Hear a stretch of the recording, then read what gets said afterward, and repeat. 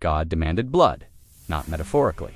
In the actual text, actual animals, actual knives, actual pools of blood being manipulated by priests in specific, codified ways.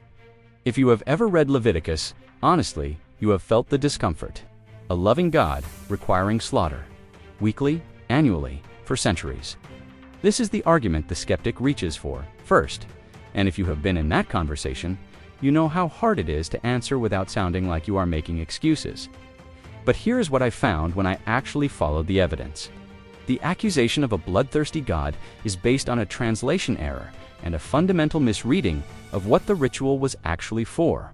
Not who it was for, what it was for. Because in the Levitical system, the blood was never applied to the sinner. It was applied to the sanctuary, to the furniture, to the walls. When you understand why, everything changes. Before we go further, if you are not subscribed yet, hit that button. It is the one free thing you can do to keep this research coming. All right, let us go. To understand what is happening in Leviticus, you have to start with a question nobody asks. Why does a holy God live in a tent? The tabernacle, the Mishkan, was the divinely designed dwelling place that God commanded Israel to construct in the wilderness. Specific dimensions, specific materials, specific furniture positioned in specific locations. It was not symbolic. The text says explicitly that God's presence, the Shekinah, literally inhabited it. The divine dwelt there, physically, in the middle of the Israelite camp. Now here is the problem. An infinite, perfectly holy God choosing to live among a finite, sin-prone people is theologically a disaster waiting to happen. Leviticus chapter 15, verse 31. God says to Moses, "You must keep the Israelites separate from things that make them unclean, so they will not die in their uncleanness for defiling my dwelling place, which is among them." The sanctuary is not just a meeting place, it is a permanent residence, and the resident is holy in a way that is, by nature, incompatible with the environment surrounding him. This is where the sacrificial system actually begins. Not with God's anger, not with divine wrath looking for an outlet. With a holiness problem. Now I need to show you something in the Hebrew, because the English translation has been quietly distorting this conversation for centuries. The offering at the center of this investigation is called the hatat. Every English Bible you have ever read translates that as the sin offering. That translation is technically not wrong, but it is hiding the most important thing about what the ritual was actually doing. The root of the word hatat in its basic form means to miss the mark, to sin. That is the Cal stem, standard translation. But in the Peel stem, the intensified or causative form, the same root does not mean to sin. It means to disin, to cleanse, to decontaminate. The verb used in Leviticus chapter 8, verse 15, where Moses applies the blood to the altar, is hatat, a Peel form, not he sinned the altar, he descended, he decontaminated it. The scholar who mapped this most precisely is Jacob Milgrom, a Levite himself, one of the foremost authorities on the priestly texts of the 20th century. His conclusion was clear. The hatat is not a sin offering, it is a purgation offering, a purification offering, a ritual detergent, and the sanctuary is what is being scrubbed. This is not a fringe reading. It is supported by the fact that the hatat is prescribed in situations where no moral sin has occurred at all. A woman after childbirth brings a hatat, not because childbirth is sinful. A Nazirite completing a vow brings a hatat. A newly constructed altar requires a hatat before it can be used. You do not bring a sin offering for things that are not sins, unless the offering is actually doing something other than atoning for sin. What it is doing is cleaning a space. Now, here is the model that makes the entire system coherent. Every act of sin, every instance of ritual impurity, creates what the priestly tradition treated as a kind of spiritual contamination, not metaphorical, something that actually attaches to the sacred furniture. The scholar Milgrom called this an aerial miasma, a cloud of spiritual pollution generated by human conduct that gravitated toward the sanctuary, the holiest point in the camp, and adhered there. And if left unaddressed, if the accumulation was never dealt with, the divine presence would eventually be forced to vacate. A God of absolute holiness cannot cohabit indefinitely with accumulated corruption. When the sanctuary becomes unlivable, the presence leaves, and when the presence leaves, the community is finished. So the sacrificial system is not about satisfying an angry God. It is about maintaining a habitable environment for a holy one. Oscar Wilde wrote a novel called The Picture of Dorian Gray. The character Dorian makes a bargain. His portrait ages and bears the marks of every corrupt act, while his physical face stays young and unmarked. He looks untouched. The painting records the truth. Milgram borrowed this analogy directly. In the priestly theology, the sinner looks fine. The sinner walks through camp, lives his life, appears unchanged. But the sanctuary absorbs the mark. The sacred space records what the person's face does not show, and this accumulation is not uniform. The severity of the sin determines how deeply into the sanctuary the contamination penetrates. An individual's inadvertent sin, a ritual impurity, an accidental violation, attaches to the outer courtyard altar.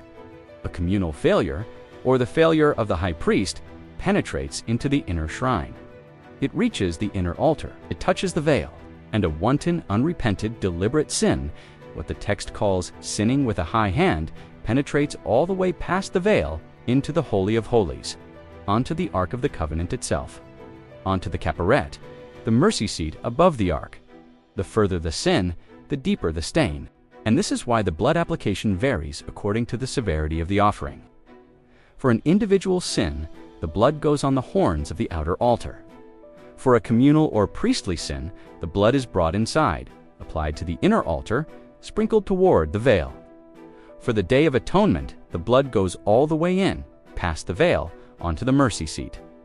The blood is the cleaning agent. The life in the blood, in a theological framework where life belongs to God, carries a purgative power that sin, which is the opposite of life, does not possess. This is why the text in Leviticus chapter 17, verse 11, makes the claim it does.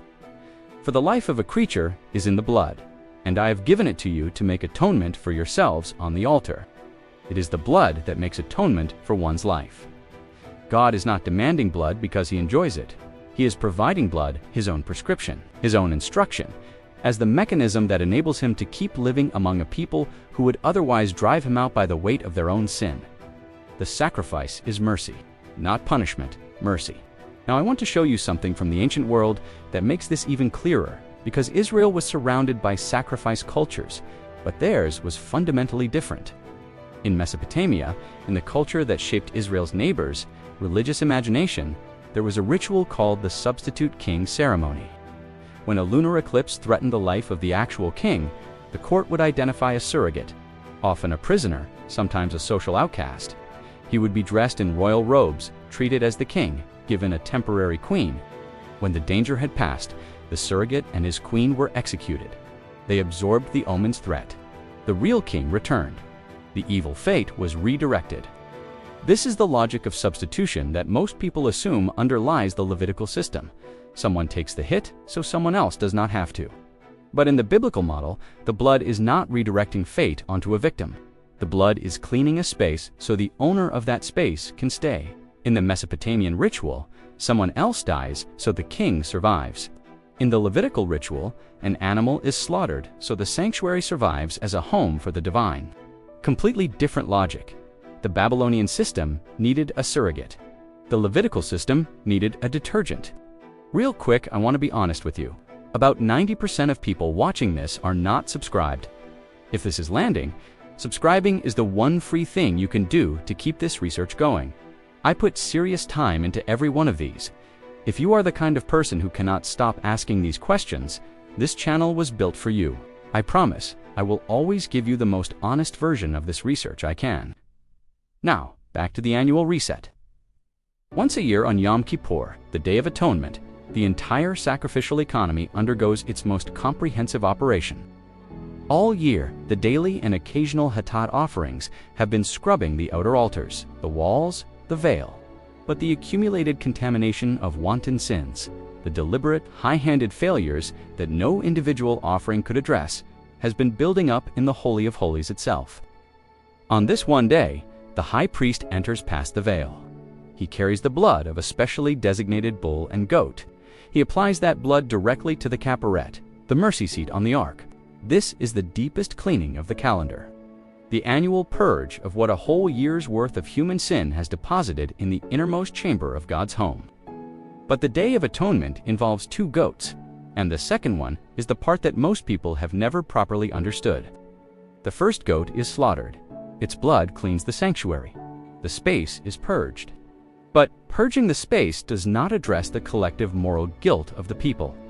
The stains are gone from the furniture, but the confessions, the accumulated moral debt of a whole year, still exist. They need somewhere to go. Enter the second goat. The high priest lays both hands on it, confesses every sin of Israel over it, and then the goat is sent alive into the wilderness. It carries the sins away. Out of the camp, into the desert, which in the ancient Israelite imagination was the realm outside of ordered, holy space.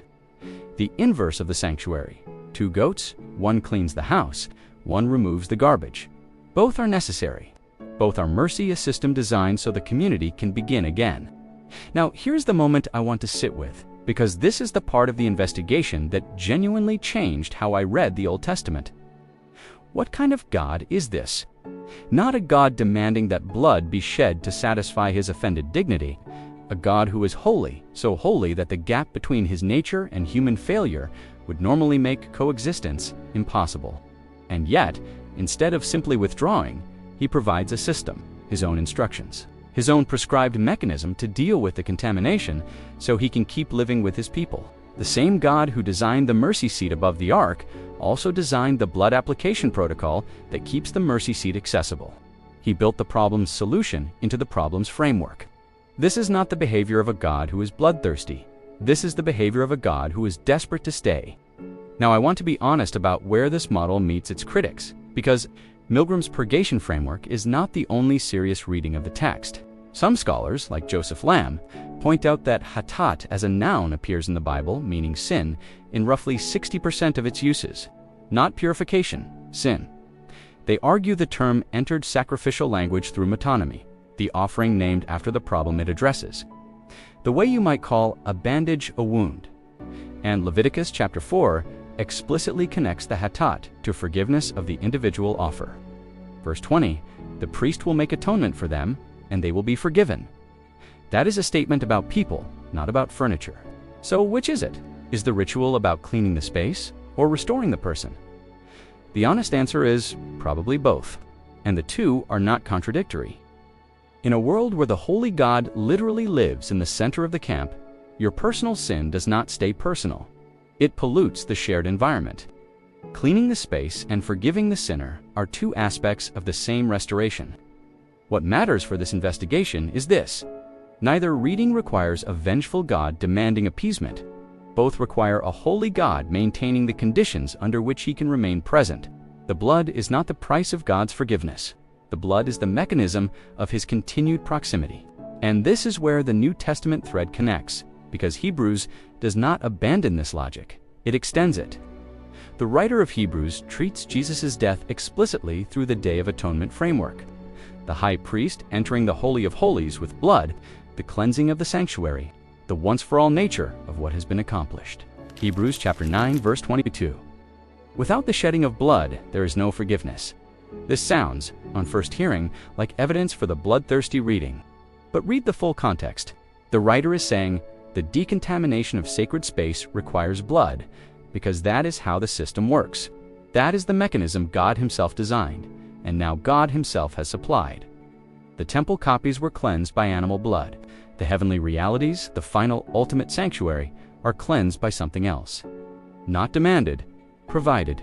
That distinction is the answer to the bloodthirsty accusation. If God demanded blood and forced a sacrifice that is a tyrant, if God provided the blood himself, entered the system he designed, as the offering the system required, that is something else entirely. The God who required the hatat and the God who became the hatat are the same God. That is not a contradiction. That is the deepest logic of the whole system finally revealed. So is the God of Leviticus bloodthirsty. No, he is holiness hungry, and he will go to any length, including providing his own blood, to stay near the people he refuses to abandon. If this investigation opens something up for you, the companion video on this channel is God abusive or righteous? Covers the same character question from the Old Testament violence angle. That one is directly related and worth watching next. If this is the kind of thing someone in your life needs to hear, send it to them. You do not need to say anything, just send it. That is how this channel reaches people. If you have not subscribed yet, now is the time. I drop a new one every week. And if you want everything behind this video, every source, the full Milgram argument, every Ain parallel, the research document is on Patreon. The link is in the description.